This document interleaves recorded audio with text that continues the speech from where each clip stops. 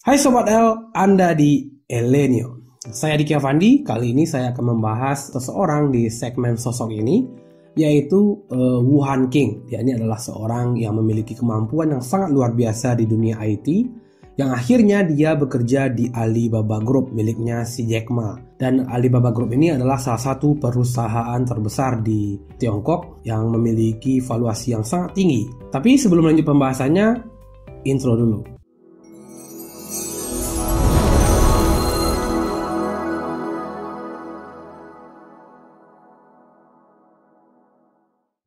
Nah, di tahun 1999 berdiri sebuah perusahaan besar di Tiongkok yang bernama Alibaba Group. Nah, perusahaan ini merupakan perusahaan teknologi multinasional yang bergerak di bidang e-commerce, retail, dan internet.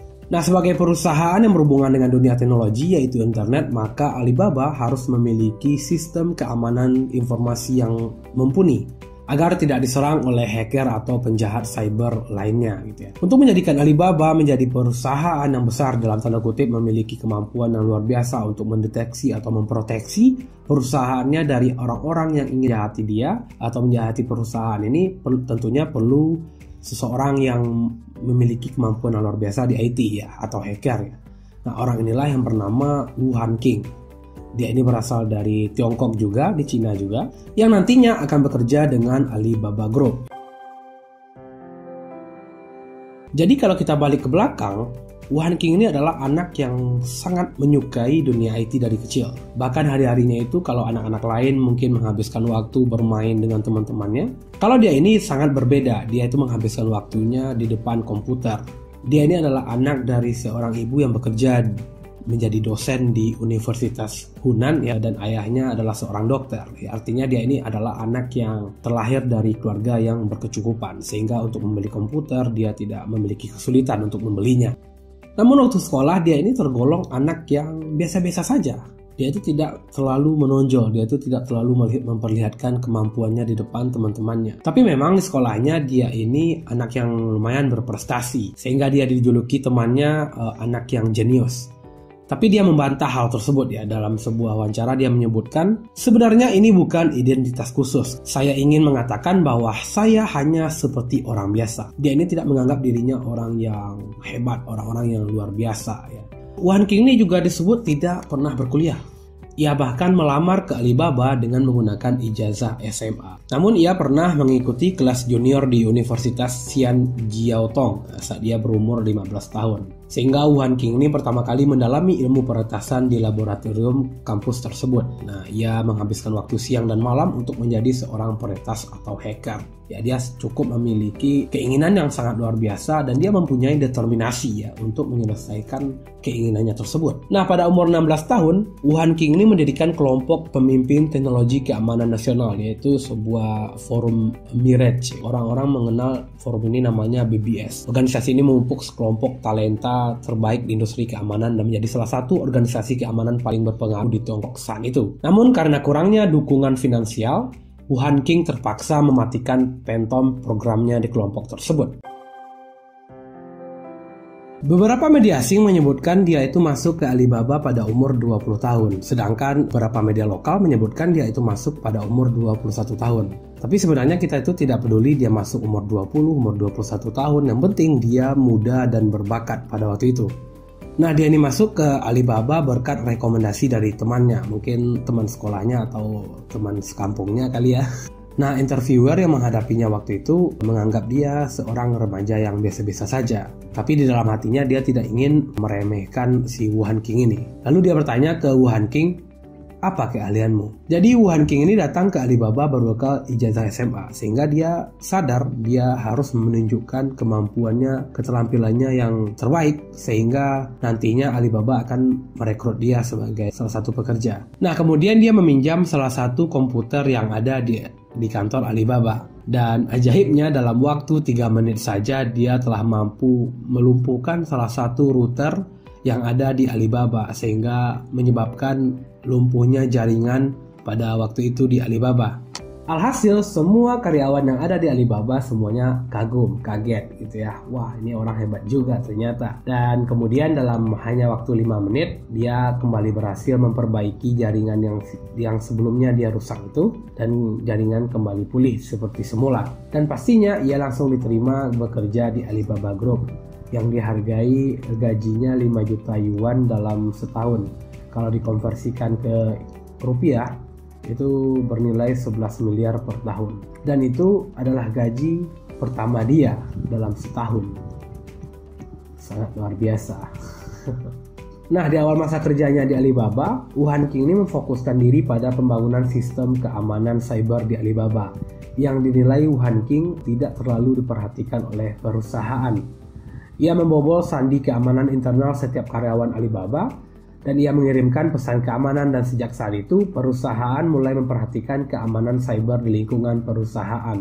Jadi dia sengaja membobol sandi keamanan masing-masing karyawan yang ada di Alibaba, dan kemudian dia mengirimkan pesan keamanan kepada masing-masing karyawan tadi. Nah, sehingga sejak saat itu sistem keamanan internal di Alibaba semakin mumpuni. Dia menjadi orang yang penting dalam berdirinya Alibaba Cloud, yaitu sebuah perusahaan yang menyediakan komputasi awan dan berbagai layanan yang dirancang untuk berbagai bisnis online. Nah, Alibaba Cloud ini sering juga disebut Allion, yaitu sebuah sistem keamanan cyber yang dibentuk oleh Wu Hanqing.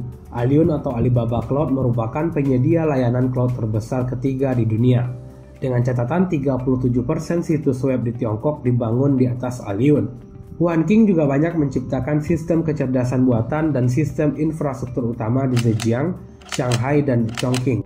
Setelah 8 tahun bekerja di Alibaba Group, akhirnya pada tahun 2012, Wu Hanqing memutuskan untuk berhenti bekerja di perusahaan tersebut. Dan setelah itu, ia bergabung dengan Anbao Entrepreneurial Team sebagai wakil presiden untuk pengembangan kecerdasan buatan.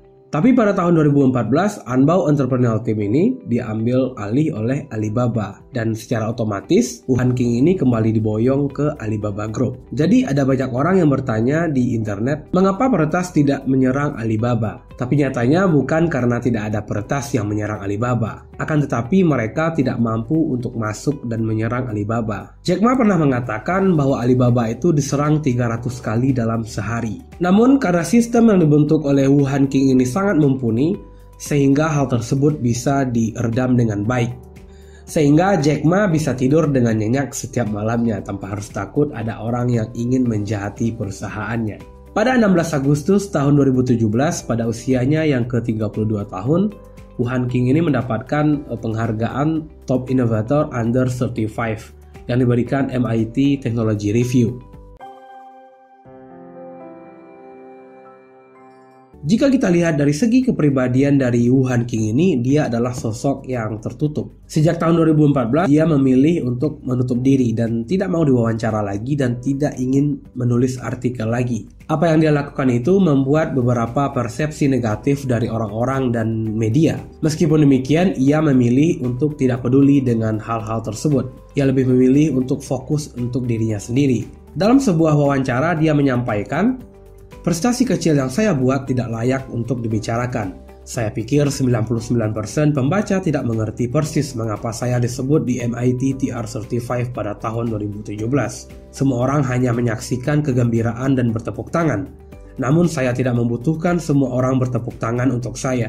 Tetapi saya sangat berharap semua orang bertepuk tangan untuk pekerjaan saya. Ini juga salah satu alasan mengapa saya hampir berhenti menerbitkan artikel sejak tahun 2014. Saya harap Anda akan mengingat pekerjaan dan kontribusi saya kepada masyarakat daripada pengalaman pertumbuhan pribadi saya.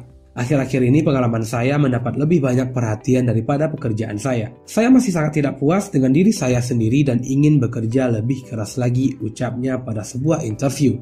Ia juga sedikit mengeluh tentang pembuatan berita di Tiongkok yang cenderung membuat berita hoax dari beberapa proyek yang ia kerjakan. Sejalan dengan julukannya si anak jenius, Wu Hanqing juga menganggap prestasinya di MIT TR35 juga bukanlah sesuatu yang istimewa. Ia juga tidak haus akan pujian dan sanjungan, ia hanya fokus kepada apa yang ia kerjakan. Ia lebih memilih menutup diri dan fokus dengan apa yang ia kerjakan dan mengabaikan isu negatif tentang dirinya. Sampai hari ini, Wu Hanqing masih menutup diri dari publik. Terakhir, ia menulis artikel pada tahun 2020 yang diupload pada website resmi Alibaba Cloud. Ia menulis pandangannya terhadap perkembangan kecerdasan buatan untuk masa yang akan datang. Oke, sampai di sini dulu cerita kita di segmen sosok kali ini. Kita berharap semoga dari cerita Wu Hanqing ini bisa kita ambil beberapa pelajaran, terutama tentang kerendahan hati dan sifat fokus dari Wu Hanqing ini. Sampai jumpa di segmen sosok berikutnya. Saya Diki Afandi, salam Eleni.